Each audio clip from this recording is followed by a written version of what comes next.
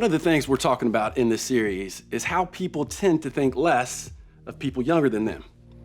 And all of this starts as kids, okay? My daughter is in the 4th grade, and when her little sister, who's in kindergarten, flips on the TV to watch Nick Jr., it's a household crisis. My oldest daughter's like, no, I don't wanna watch these baby shows. And then the theatrics and dramatics start. You would think we were forcing my 4th grader to have dental surgery or something like that. We're not even forcing her to watch TV. I'm like, just a simple, can we please watch something else, would be just fine. And trust me, look, I've worked with teenagers long enough to know how it works with you too, ladies and gentlemen. I hear the 8th graders talking about the 6th graders. I hear what upperclassmen say about underclassmen. I mean, if you're a freshman, you get what I'm saying immediately. And look, don't worry, okay? All of this happens in adulthood too. My parents are constantly talking about how someone is too young to become CEO of their company, too young to become a head coach, or too young to run for political office. This stuff never stops. Like, it's a real thing that spans through life. For the most part, younger equals underrated. And like we said in part 1 of this series, as teenagers, we often don't like the way adults think about us, look at us, and talk about us.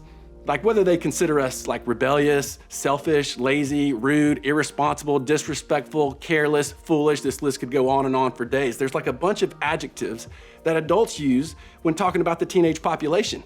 And you don't want to hear all that noise, do you? But if you were really honest with yourself, wouldn't you say that some of that criticism is true? I mean, not you, of course. You are as innocent as a little lamb. You're a little angel baby, okay? I'm talking about teenagers in general. Like, don't you know some teenagers that are rebellious? Some that are selfish, some that are lazy, like rude, irresponsible, disrespectful, careless, foolish. I mean, if you have a niece, nephew, or cousin who's 3 years old or younger, how many people at your school would you trust to babysit him or her? You can already think of some people that you're like, not putting them on that list. If the students at your school were placed in charge of changing our country's laws, wouldn't you be a little nervous to hear the final outcome? I mean, it comes on the intercom, you know, like, attention please, Memorial Day has now been changed to National Selfie Day. Look, are teenagers underrated? Yes. Yes, I absolutely think so. On the other hand, can you be scary sometimes when it comes to your decision making? Yup, 100%. So some of the bad reputation that comes with the younger tag, kind of warranted, isn't it? Now, here's another thing that's interesting. If you were honest, wouldn't you admit that it has an impact on you when you see someone younger than you doing something remarkable? Like, just track with me for a second, okay? If you hang out with a middle school student who seems super mature and responsible, it kind of jolts you a little bit, doesn't it? When you see someone younger than you who shows incredible kindness to people, you're like, you know, that's pretty impressive. If you hear someone younger than you talk about how they want to honor God and follow Him, like, that's pretty cool to hear, isn't it? So let me just recap this. When it comes to the bad rep teenagers get, in some ways it's been earned and validated. In some ways it's unfair, and in some ways it isn't. And when it comes to being younger, you have an opportunity, an incredible opportunity to impress people older than you.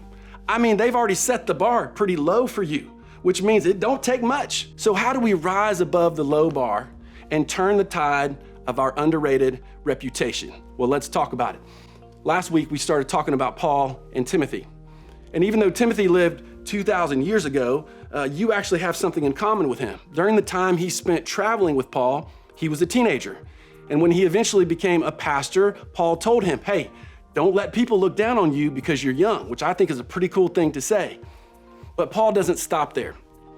He goes on to try to guide Timothy and how he should and shouldn't act.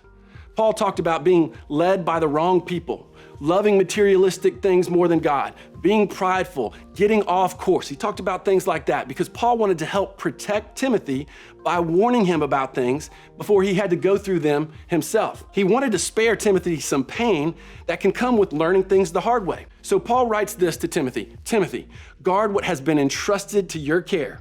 Turn away from godless chatter and the opposing ideas of what is falsely called knowledge.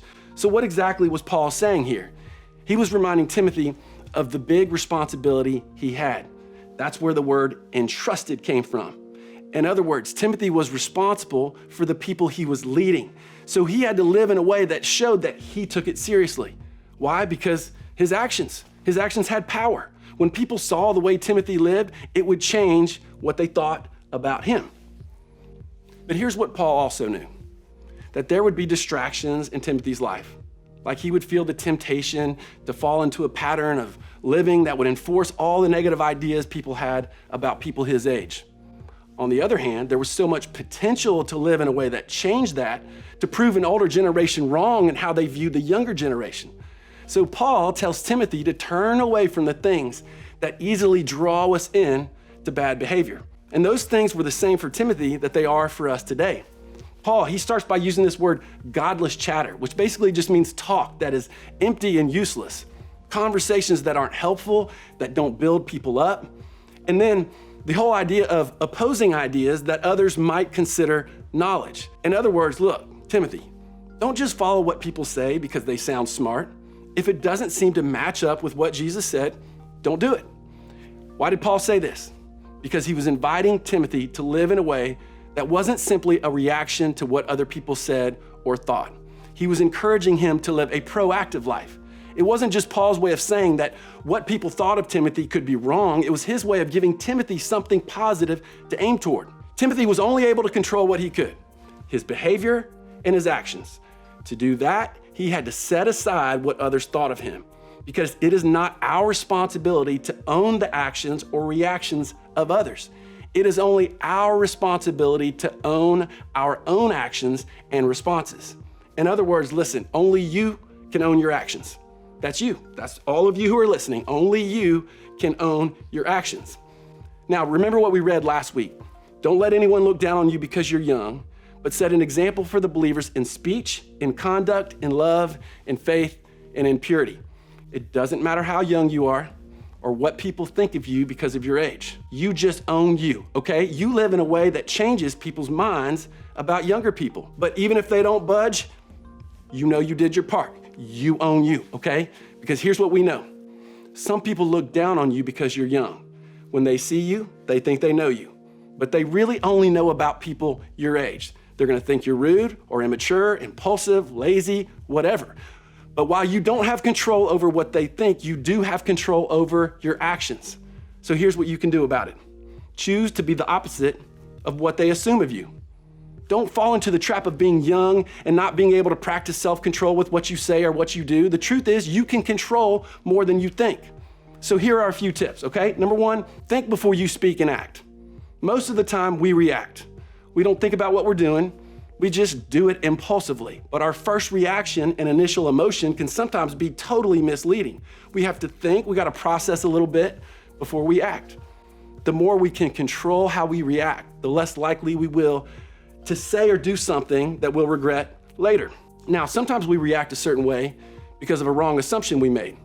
So before doing or saying anything, being clear about what actually happened and caused us to feel the way we feel is important. And that may mean reading the text, the comment, or the direct message 2 or 3 times before sending it. You may find a word or phrase that didn't communicate what you meant, or you may realize that you shouldn't press send at all.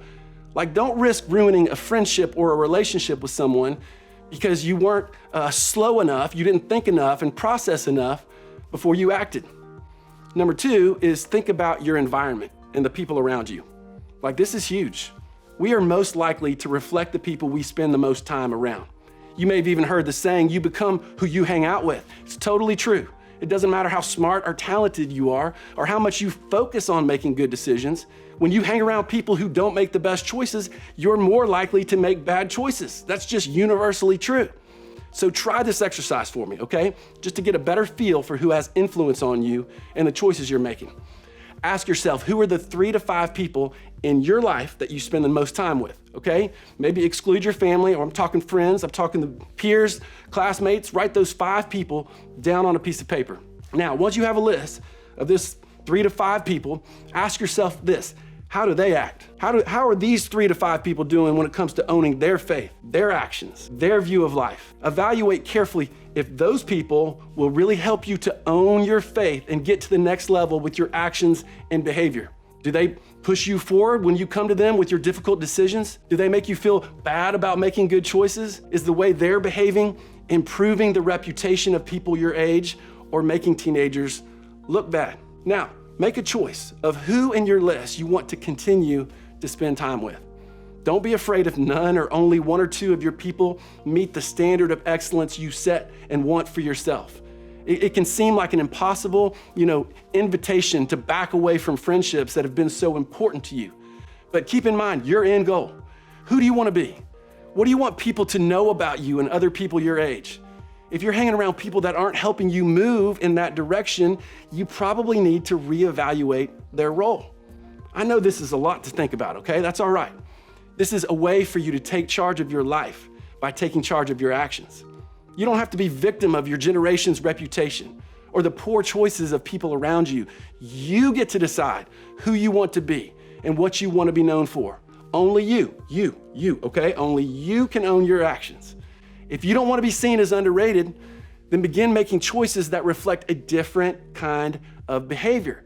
Take control of your actions. Who owns you? You own you. So as we head to small groups this week, we want you to open up about the areas where you need to take control of your actions. Think back to the times where you didn't control your actions and it caused some bad consequences. Think about what you would have changed. Because the truth is, it all comes down to you. Why? We're going to say it one more time. Because only you can own your actions.